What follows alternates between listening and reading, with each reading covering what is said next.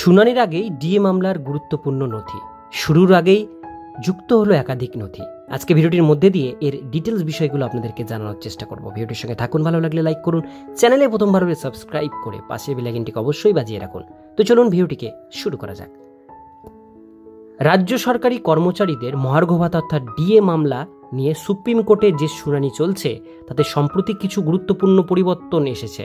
বিভিন্ন মামলা এবং রিপোর্ট এখন মূল মামলার সঙ্গে যুক্ত করা হয়েছে, যা আগামী শুনানিতে প্রভাব ফেলবে বলে মনে করা হচ্ছে। এই সংযুক্তিকরণের ফলে মামলাটি আরও মজবুত ভিত্তির উপর দাঁড়িয়েছে এবং আশা করা হচ্ছে যে এখন দীর্ঘ আলোচনার পথ প্রশস্ত হবে। মূল মামলার সঙ্গে কি কি সংযুক্ত হলো? সাম্প্রতিক অফিস রিপোর্ট অনুযায়ী ডিএ মামলার সঙ্গে বেশ কিছু গুরুত্বপূর্ণ বিষয় সংযুক্ত করা হয়েছে। এর মধ্যে রয়েছে নতুন নথি। মামলার সঙ্গে যুক্ত বিভিন্ন পক্ষ যে নতুন নথি জমা দিয়েছিল সেগুলি এখন মূল মামলার অংশ। সংগ্রামী যৌথ মঞ্চের আবেদন, সংগ্রামী যৌথ মঞ্চের পেশ করা আবেদনটিও এখন এই মামলার সঙ্গে যুক্ত হয়েছে। রাজ্য সরকারের আবেদন, রাজ্য সরকার আদালতের নির্দেশ পরিবর্তনের জন্য যে আবেদন করেছিল সেটিও এখন মূল মামলার সঙ্গে ট্যাগ করা হয়েছে।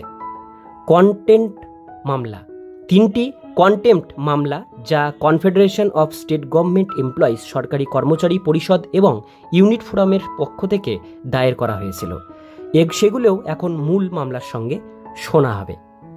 এই যুক্তিকরণের প্রভাব কি? এই সমস্ত বিষয় একসঙ্গে আসায় মামলাটি একটি নতুন দিকে মোড় নিয়েছে। এতদিন ধরে যে বিষয়গুলো আলাদাভাবে আলোচনা হচ্ছিল সেগুলি এখন একই সঙ্গে শোনা হবে। এর ফলে মামলার শুনানি আরও দ্রুত এবং নির্দিষ্ট পথে এগোবে বলে মনে করা হচ্ছে। বিভিন্ন সংগঠন এই পরিবর্তনকে স্বাগত জানিয়েছে এবং তারা আশাবাদী যে এর ফলে ডিএ মামলার নিষ্পত্তি দ্রুত হবে এবং রাজ্য সরকারি কর্মচারীরা তাদের প্রাপ্য অধিকার পাবেন। আগামী দিনের প্রত্যাশা, আগামী 26শে আগস্ট মামলার পরবর্তী শুনানি রয়েছে। এই সংযুক্তিকরণের ফলে ওই দিন শুনানি অত্যন্ত গুরুত্বপূর্ণ হতে চলেছে। সমস্ত পক্ষের নথি এবং আবেদন একসঙ্গে থাকায় আদালত একটি সামগ্রিক দৃষ্টিকোণ থেকে বিষয়টি বিবেচনা করতে পারবে। রাজ্য সরকারি কর্মীরা দীর্ঘদিন ধরে তাদের বকেয়া ডিএর জন্য লড়াই করেছেন এবং এই নতুন অগ্রগতি তাদের মনে নতুন করে আশা জাগিয়েছে।